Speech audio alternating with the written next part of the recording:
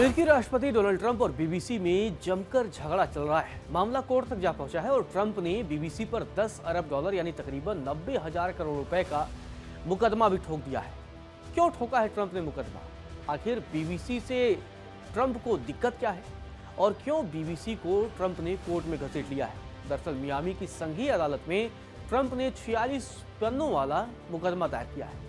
Trump का आरोप है कि बीबीसी ने उनके भाषण का गलत संपादन यानी कि एडिटिंग किया है और उनके भाषण को गलत तरीके से तोड़ मरोड़ कर पेश किया और उनकी छवि को खराब करने की कोशिश की।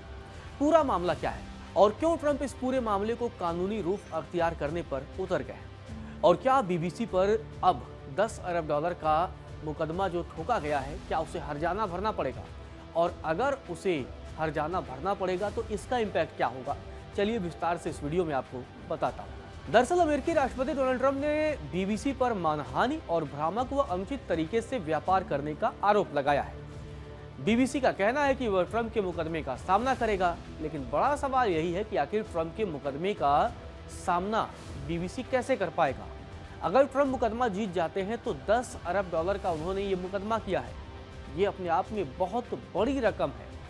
अब ट्रंप और बीबीसी का ये विवाद क्या है और क्यों दोनों आमने सामने हैं? चलिए इसको आपको बताता हूं। दरअसल 2024 में अमेरिकी राष्ट्रपति चुनाव से पहले बीबीसी ने एक डॉक्यूमेंट्री प्रकाशित की। बीबीसी ने 6 जनवरी 2021 के ट्रंप के भाषण के कुछ अंश को दिखाया। ये भाषण उस वक्त का है जब अमेरिका में कैपिटल हिल्स पर हिंसा भड़क गई थी। ट्रंप के बयान को कैपिटल हिल मामले से जोड़कर दिखाया गया। वीडियो में ट्रंप का बयान दिखाया जाता है और उसमें कहा जाता है ट्रंप के हवाले से कि जान की बाजी लगाकर लड़ो।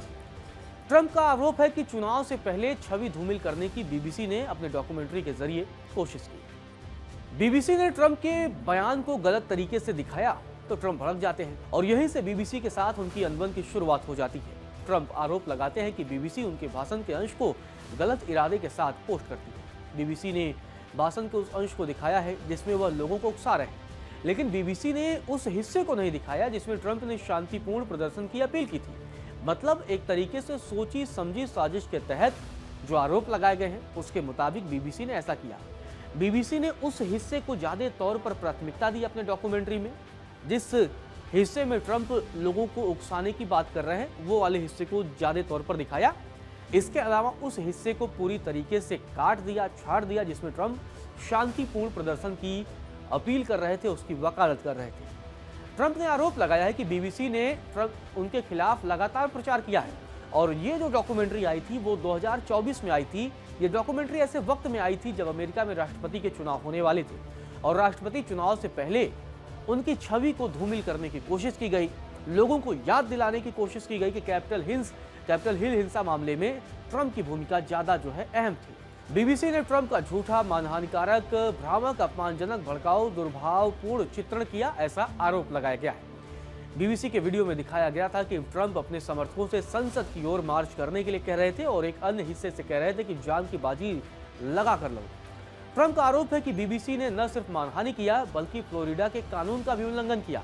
दरअसल इस कानून में इस बात की वकालत की गई है कि कोई भी कानून भ्रामक और अनुचित कारोबारी गतिविधियों पर रोक लगाता है। ये वो कानून है जिस कानून की दुहाई ट्रंप दे रहे हैं। मानहानि केस में यह भी कहा गया है कि ट्रंप के भाषण के एडिटिंग इसलिए की गई जिससे उनकी बातों का अर्थ गलत तरीके से पेश किया जा सके, उनकी छवि को नुकसान पहुंचाया जा सके और खासकर बीबीसी के डॉक्यूमेंट्री की टाइमिंग को लेकर भी सवाल थे क्योंकि ये टाइमिंग राष्ट्रपति चुनाव से ठीक पहले का था।